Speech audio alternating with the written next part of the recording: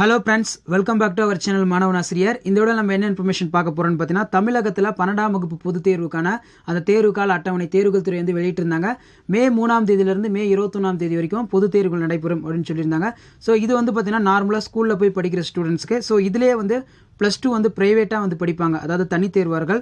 இவங்களுக்கான அந்த public examination apply பண்ணுறதுக்கான டேட்டு குறித்து முக்கியமான அப்டேட் வந்திருக்கு. அதை பற்றி தான் இந்த வீடியோவில் வந்து பார்க்க போகிறோம்.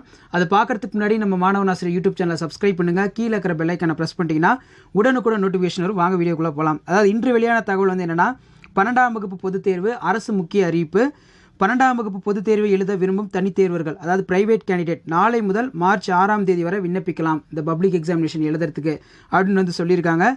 அரசு தேர்வுகள் துறை இயக்கம் வந்து சொல்லியிருக்காங்க. மேற்கொண்ட தேதிகளில் விண்ணப்பிக்க தவறியவர்கள் மார்ச் 8, 9ஆம் தேதிகளில் தேர்வு கட்டணத்துடன் கூடுதலாக வந்து பார்த்தீங்கன்னா 1000 ரூபா செலுத்தி அப்ளை பண்ணுற மாதிரி இருக்கும் அப்படிங்கிற மாதிரி சொல்லியிருக்காங்க.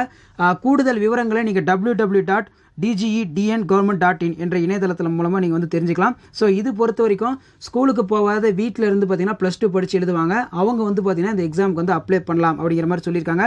ஸோ நிறைய பேர் வந்து பார்த்தீங்கன்னா 11th 10th எப்போ அப்படிங்கிற மாதிரி கேட்டிருந்தீங்க. ஸோ இப்போ முதற்கட்டமாக வந்து பார்த்தீங்கன்னா 12th வந்து சொல்லியிருக்காங்க. 11th 10th அப்டேட் வந்துச்சுன்னா கண்டிப்பாக வந்து அப்டேட் பண்ணுறேன். நன்றி.